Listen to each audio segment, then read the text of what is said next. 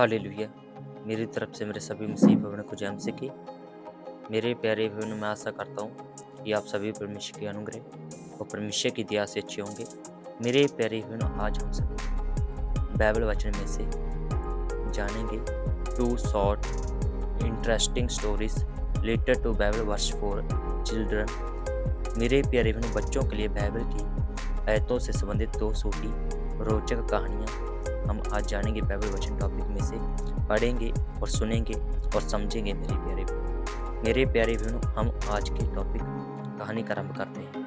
मेरे प्यारे भाइयों, नैतिक कहानियाँ बच्चों में एक कठोर मूल्य प्रणाली विकसित करने का एक शानदार तरीका है। बहन भाइयों, बच्चों के लिए बाइबल कहानियाँ जीवन के प्रति आपके बच्चे के दृष्टिकोण को आकार देने पर ध्यान केंद्रित करती है। बहन भाइयों, ये आपके बच्चों में सही और गलत की समझ पैदा करता है और उनमें विश्वास पैदा करने का एक शानदार तरीका हो सकता है। बहन भाइयों, पवित्र शास्त्र बाइबल ज्ञान और विश्वास से भरी किताब है। बहन भाइयों, जिसके माध्यम से हम अपने जीवन में प्रेरणा प्राप्त कर सकते हैं। और यदि बहन भाइयों हम अपने जीवन में प्रेरणा प्राप्त कर सकते हैं तो हमारे बच्चे भी इस वचन के माध्यम से, परमेश्वर के आत्मिक वचन के माध्यम से अपने जीवन में प्रेरणा प्राप्त कर सकते हैं बाइबल वचन से। मेरे प्यारे बहनों, आज हम उससे ही रिलेटेड प्रेरणा को प्राप्त करने के लिए आज हम जो हमारी फर्स्ट कहानी है, सृष्टि की सृजना की कहानी, सृजन की कहानी का हम आरंभ करते हैं। सभी ध्यान से सुनना बहन भाई, इस कहानी को हम कहानी का आरंभ करते हैं। बहन भाइयों, क्या आपने सभी कभी सोचा है कि यह खूबसूरत ब्रह्मांड कैसे अस्तित्व में आया? बहन भाइयों, यह सृजन कहानी वह है जिसे आपको समय में पीछे देखने की आवश्यकता है। बहन भाइयों, शुरुआत में तो कुछ भी नहीं था, ना समय था, ना प्रकाश, ना अंधकार। ईश्वर के अलावा कुछ भी अस्तित्व में नहीं था। बहन भाइयों, तब भगवान ने, परमेश्वर ने अपनी शक्ति को सामने लाने का फैसला किया। बहन भाइयों, परमेश्वर ने पहले दिन खुदा ने आकाश और पृथ्वी की रचना की। मेरे प्यारे बहनों, परंतु पृथ्वी का कोई आकार नहीं था, तो भगवान ने कहा उजाला होने दो, और वहां प्रकाश था। बहन भाइयों, क्योंकि परमेश्वर के बोलने के द्वारा प्रकाश पैदा हो गया। बहन भाइयों, और इस तरह रात और दिन का जन्म हुआ। बहन भाइयों, दूसरे दिन परमेश्वर ने सभी महासागरों को, झीलों और नदियों की रचना की। बहन भाइयों, तीसरे दिन परमेश्वर ने सूखी भूमि को पृथ्वी पर प्रकट होने की आज्ञा दी।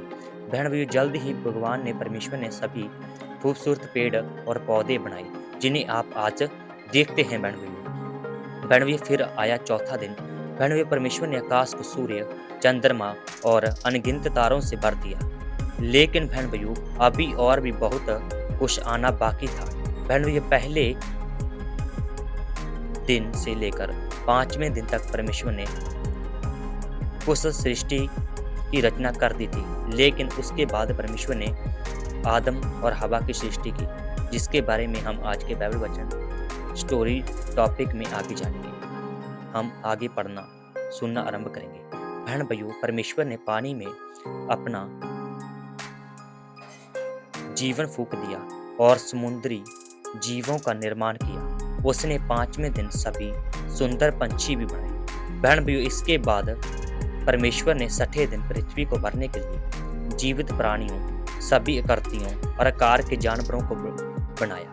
बहन भाइयों, सरीसृप, कीड़े मकोड़े और जानवर अब पृथ्वी को अपना घर कहते थे। बहन भाइयों, ईश्वर ने सृष्टि के 6ठे दिन पहले मनुष्य, आदम और यहाँ तक कि हवा को भी बनाया। बहन भाइयों, अब जबकि पृथ्वी तैयार थी और जीवन से भरपूर थी, परमेश्वर ने 7वें दिन को विश्राम का दिन घोषित किया। बहन भाइयों, यह बच्चों के लिए एक आदर्श पुराने नियम की बाइबल कहानियां हैं। बहन भाइयों, कहानी से जो हमने फर्स्ट कहानी से प्राप्त की गई शिक्षा वह यह है कि हम जो कुछ भी देखते हैं उसका निर्माता ईश्वर है, और यहाँ तक कि हमारा भी निर्माता कौन है? ईश्वर है। और हमने फर्स्ट कहानी से ये शिक्षा प्राप्त की। बहन भाइयों, अब हम सेकंड कहानी का आरंभ करते हैं। हमारी दूसरी कहानी है आदम और हवा की कहानी।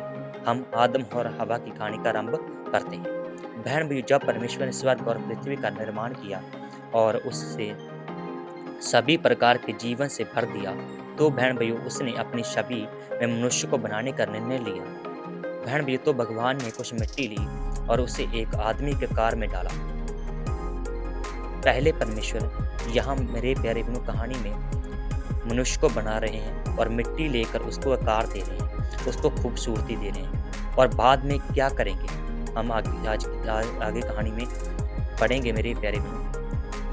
और कहानी में आगे लिखा है, तब परमेश्वर ने मिट्टी के मनुष्य में सांस फूकी, अर्थात बहन भैया जीवन फूका और उसे जीवन दिया। जल्द ही बहन भैया उस आदमी ने अपनी आंखें खोली और आश्चर्य देखा कि वह कितना सुंदर था। बहन भैया भगवान ने पहले मनुष्य का नाम एडम रखा।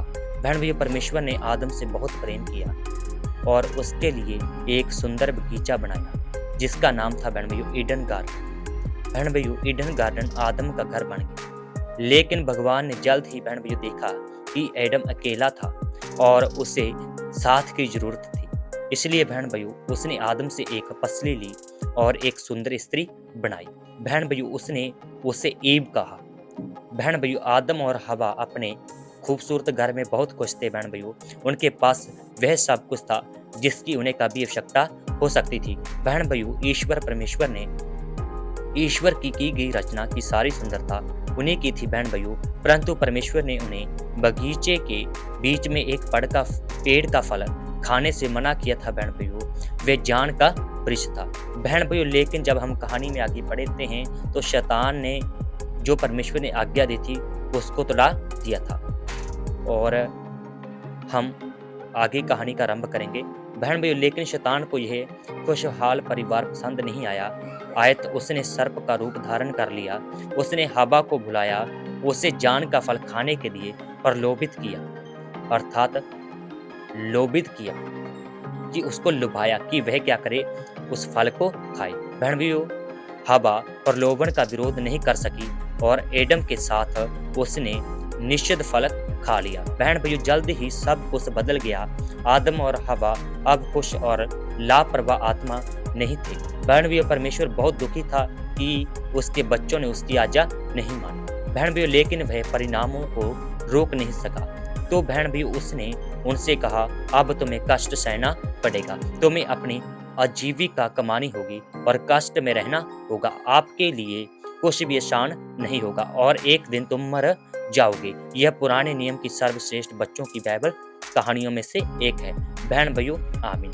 बहन भाइयों हमारी आज की जो हमने इस सेकंड कहानी से शिक्षा प्राप्त की है वह यह है। बहन भाइयों बाइबल वचन कहानी से प्राप्त की शिक्षा, हमें परमेश्वर के नियमों का पालन करना चाहिए जो हमें परमेश्वर ने आज दिए हैं। बहन भाइयों परमेश्वर का नियम क्या है कि जो भी प्रभु यीशु मसीह पर विश्वास करेगा वह अनंत जीवन प्राप्त करेगा और उस पर मृत्यु लागू अर्थात पाप लागू नहीं होगा, क्योंकि परमेश्वर ही हमें पाप से उस ना आज्ञाकारी बड़ी आत्मा से छुड़ा सकते हैं।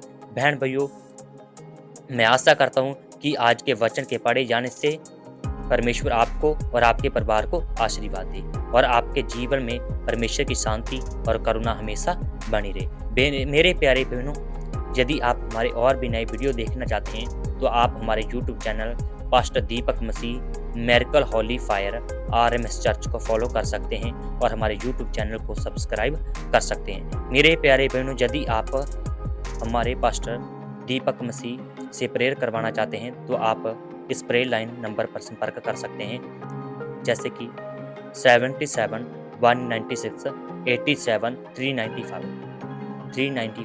बहन भैया आप इस नंबर पर भी संपर्क कर सकते हैं 79 733 29 617।